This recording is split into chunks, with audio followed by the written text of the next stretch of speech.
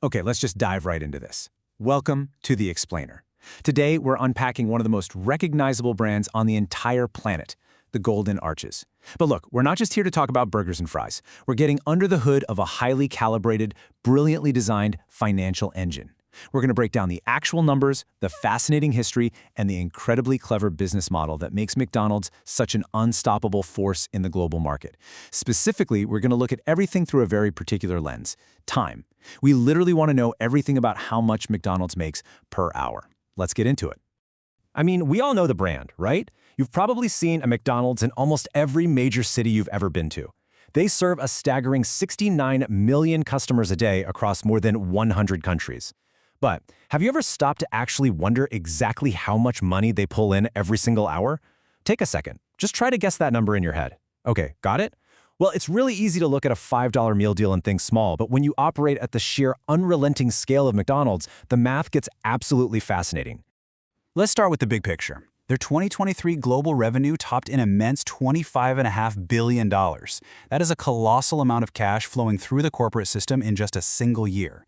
And to add a little perspective here, remember that this is just the revenue that actually makes it up to the corporate level. If you look at the total system-wide sales, meaning the actual cash handed over the counter at every single franchised restaurant combined, that number is well over $139 billion.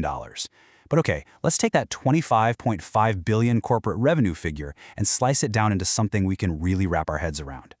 If we break down that massive annual revenue, it equates to nearly $2.9 million flowing in every single hour. Literally, that is roughly $48,000 every single minute. Think about your morning routine for a second. By the time you finish drinking your coffee and checking your emails, another couple of $1 million has just rolled right through their corporate doors. It never stops. But as any good business student knows, revenue is just vanity. Profit is sanity. So here is the absolutely crucial point: the pure profit. Their net income comes out to a jaw-dropping $916,000 an hour. Yeah, you heard that right. Nearly $1 million in pure profit drops to the bottom line every 60 minutes. 24 hours a day, 365 days a year. That translated to around $8 billion in net income for the entirety of 2023. So this naturally begs the question: how on earth do they pull that off? To understand how they retain so much of that cash every single hour, we really need to look at how efficiently they operate compared to their peers. When we look at the broader fast food landscape, a super interesting comparison pops up. Starbucks actually brings in higher overall corporate revenue. They pull in around $35 billion a year compared to McDonald's $25.5 billion. Yet, McDonald's boasts a massive 46.1% operating margin. Starbucks operates with significantly lower margins. So what does this all mean? It means making money per hour isn't just about total sales. It's about aggressively keeping the cash that comes in. McDonald's is turning vastly more of its incoming revenue into pure profit than almost anyone else in the space. They are just in a league entirely of their own when it comes to business efficiency. And you know, with operating margins and profits running that high, the compensation at the very top is naturally pretty substantial. For instance, CEO Chris Kempczinski makes roughly $2,000 an hour, based on his $17.8 million total compensation in 2023. But this brings us to a really fascinating historical pivot. To understand how a company can afford to generate this kind of hourly wealth today and maintain a 46% operating margin in an industry notorious for razor-thin profits, we actually have to rewind time back to 1940. The entire foundation of this hourly profit machine begins with Richard and Maurice McDonald. They had this humble barbecue stand in San Bernardino, California. But by 1948, the brothers, Dick and Mac, realized that most of their profits were actually coming from hamburgers, not barbecue. So they did something crazy. They completely shut down their successful car-hop drive-in to pivot. They stripped the menu down to the absolute basics: burgers, fries, drinks. And they introduced what they called the speedy service system. This wasn't just a menu change, this was a fundamental shift toward maximizing the number of transactions per hour. By 1953, this high-speed model was such a massive hit, they were building the very first iconic Golden Arches in Phoenix, Arizona. You see, the genius of the McDonald brothers wasn't necessarily the culinary quality of the food. It was an intense, uncompromising focus on efficiency. To perfect their kitchen layout, they actually drew the exact measurements of every single piece of equipment in chalk on a tennis court. They spent hours literally choreographing their workers to eliminate any wasted movement. They essentially treated their kitchen like a literal factory assembly line. And that efficiency didn't stop in the kitchen either. They used angled seating so customers were hunched directly over their food, they reduced heating in the dining area, and they even used cone-shaped cups to force customers to hold their drinks while eating. Every single tactic was designed to keep people eating and leaving fast. Every second saved translated directly to higher hourly profits. The system was so brilliantly fast that in 1954, it caught the eye of a struggling milkshake machine salesman named Ray Kroc. Kroc noticed that this single, isolated restaurant out in San Bernardino was running 8 of his multi-mixer machines continuously. He flew out to California to see it for himself, and he was just absolutely captivated. He saw the sheer scale of this hourly efficiency in action. He watched the massive volume of customers being served in mere minutes, and immediately realized the global potential of replicating this assembly line burger concept. So, Kroc manages to convince the somewhat reluctant brothers to let him become their franchise agent. And he pioneers a very specific strategy: single-store franchise licenses. Instead of selling off massive regional territories, which was totally the common practice back then, he sold rights just one store at a time. This is a vital piece of the puzzle. This strategy allowed Kroc to maintain ironclad control over food quality, portion sizes, and service speeds. Basically, if you wanted a second restaurant, you had to prove you could run the first one perfectly. This strict control is exactly what ensured that a McDonald's opening up in Illinois was generating the exact same relentless hourly efficiency as the original one in California. But, as you might expect, visions ultimately clashed. The brothers were cautious and content, while Kroc was obsessed with aggressive nationwide expansion.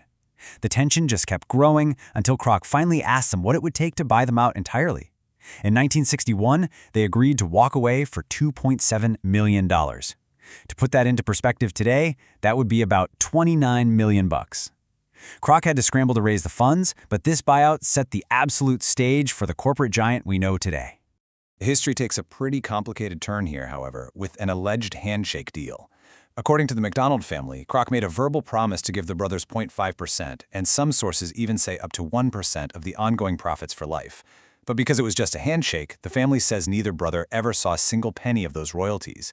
It's fascinating and honestly a little heartbreaking to think about what that would mean today. Just 0.5% of today's nearly $1 million an hour profit would be astronomical wealth. It really remains one of the most infamous tales in American business history. But let's fast forward and look at how Kroc's empire actually generates that nearly $1 million an hour today. The real secret to those astronomical operating margins lies in their structure. 95% of their roughly 45,300 system-wide locations are franchised. McDonald's is an incredibly asset-light company when it comes to daily restaurant operations.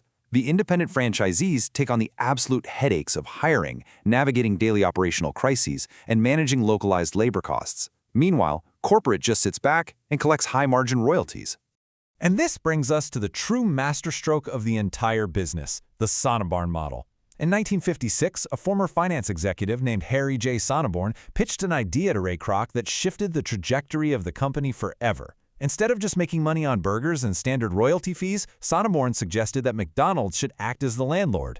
They formed a separate company to buy or lease the land, build the restaurant, and then lease it back to the franchisee at a 20 to 40% markup. This was the ultimate aha moment. It shifted them from being a somewhat vulnerable food business into a completely bulletproof real estate business. So today, McDonald's real estate holdings are worth over $37.7 billion. That makes up roughly 99% of their total assets. They aren't just selling a brand, they are collecting massive, predictable rent checks from thousands of prime real estate locations all around the world.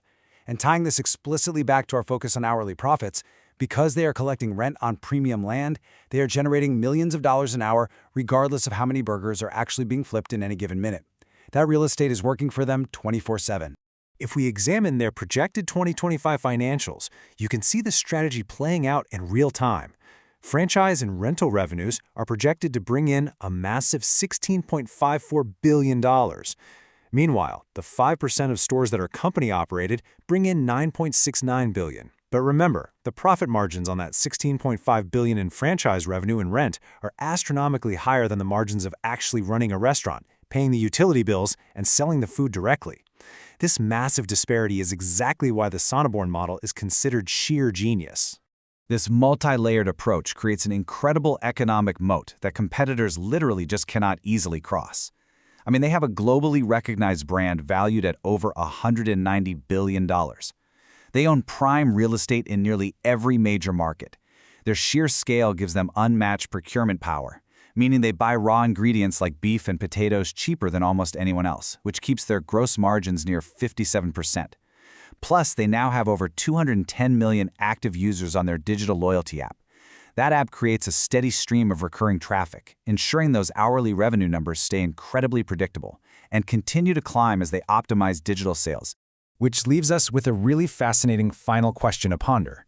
Given its origins as a small San Bernardino barbecue stand, is McDonald's today really a food company? Or, when you look at the billions in rent and the franchise model working quietly in the background around the clock, is it actually a massive global real estate empire that just happens to sell fries? Think about that the next time you drive through the Golden Arches. Thanks for joining me on this explainer, and keep questioning the business behind the brands you see every day.